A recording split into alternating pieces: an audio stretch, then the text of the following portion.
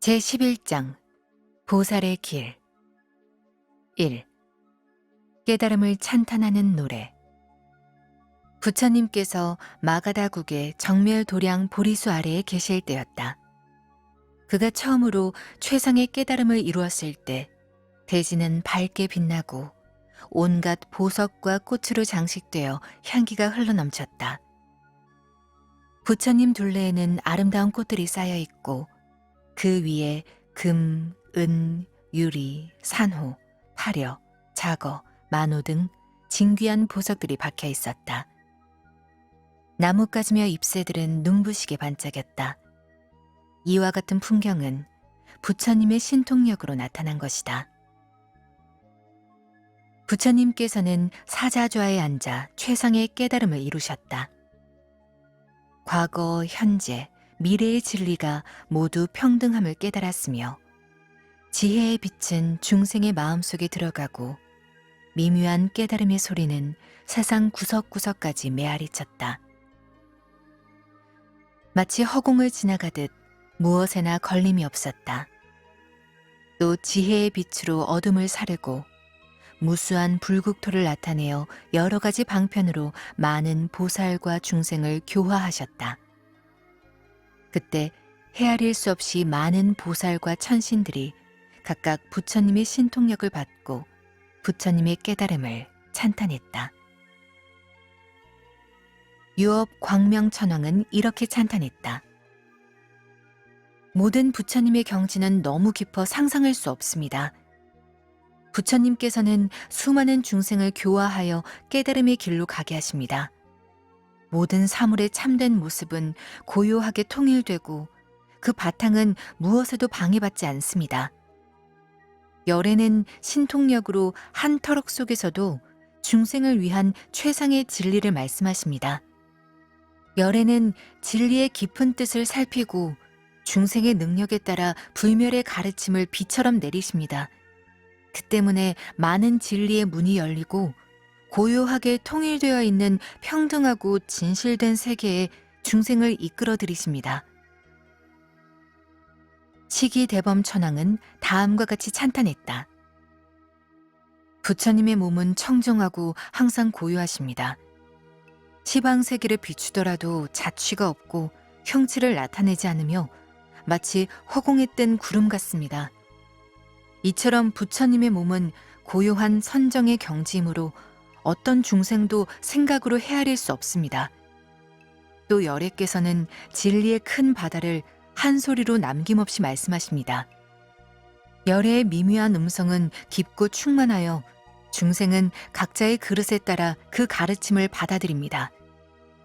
시방 3세 모든 부처님께서 쌓은 보살행은 모두 부처님 둘레에 나타나지만 부처님께서는 조금도 그것을 마음에 두지 않으십니다. 부처님 몸은 허공과 같아 다 할 수 없습니다. 부처님의 몸은 모양이 없으니 무엇에나 걸림이 없으십니다. 일광천자는 다음과 같이 찬탄했다. 열애의 지혜 광명은 끝없는 시방세계를 두루 비추고 중생으로 하여금 있는 그대로의 열애를 보게 합니다. 중생의 세계는 큰 바다처럼 넓지만 열애께서는 그 마음을 잘 아시고 중생의 지혜의 바다를 열게 하십니다. 열애께서는 이 세상에 출현하시어 널리 시방세계를 비추십니다. 열애의 법신은 무엇에도 견줄 수 없으며 최상의 지혜로서 진리를 말씀하십니다. 열애께서 중생의 갖가지 생활 속에 들어가 고행을 하시는 것은 오로지 중생을 위해서입니다. 그때그때의 형편에 따라 열애께서는 미묘한 몸을 나타내십니다. 그것은 마치 보름달과 같아 밤하늘을 밝고 은은하게 비춰줍니다. 무지해서 마음이 어두운 중생은 눈을 잃은 장님과 같습니다. 열애께서는 괴로워하는 중생을 위해 밝은 눈을 뜨셨고 지혜의 등불을 밝혀 청정한 몸을 중생 앞에 나타내십니다. 비사문 야차왕은 다음과 같이 찬탄했다.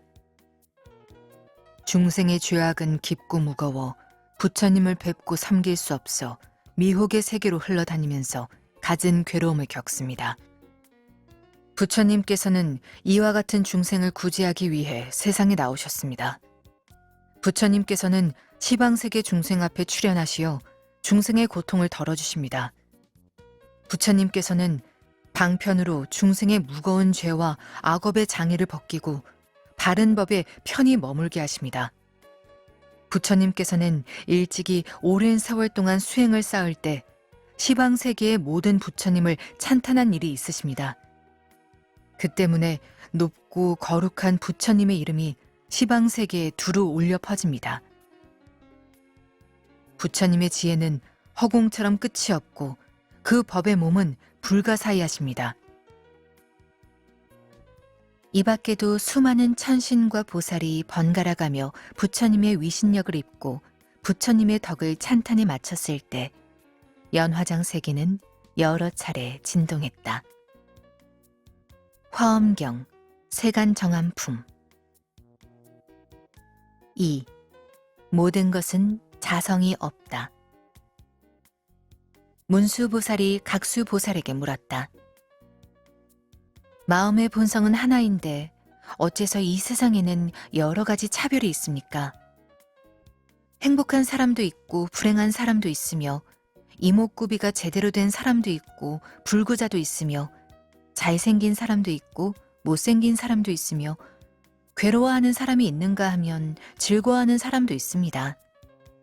그리고 안으로 살펴보면 업은 마음을 모르고 마음은 업을 모릅니다.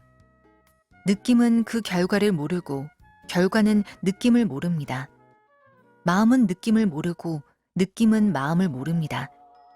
이는 연을 모르고 연은 인을 알지 못합니다. 각수보살은 다음과 같이 말했다.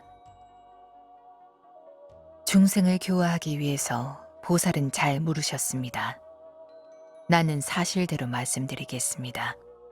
모든 것은 자성을 갖지 않습니다. 그것이 무엇인지 알아보려고 해도 알 수 없습니다. 따라서 무엇이건 서로 알지 못합니다. 이를테면 시냇물은 끊임없이 흐르지만 그 한 방울 한 방울은 서로 모르는 것과 같습니다.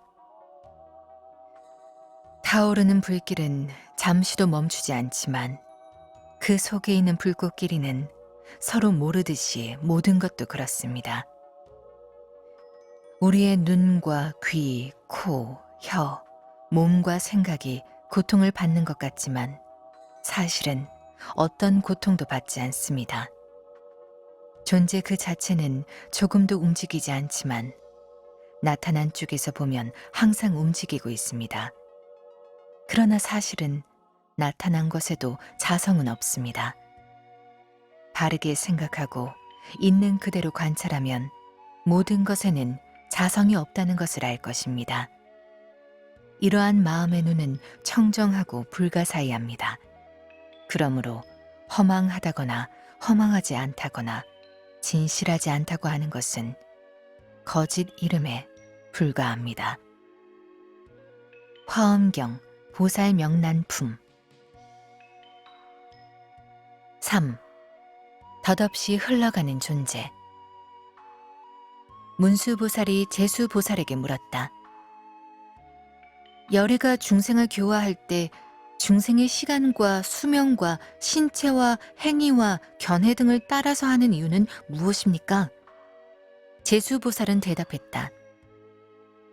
지혜가 밝은 분은 항상 고요하고 평화로운 절대 평화의 행을 원합니다. 사실대로 말씀드리겠습니다. 내 몸을 안에서 관찰해 본다고 합시다.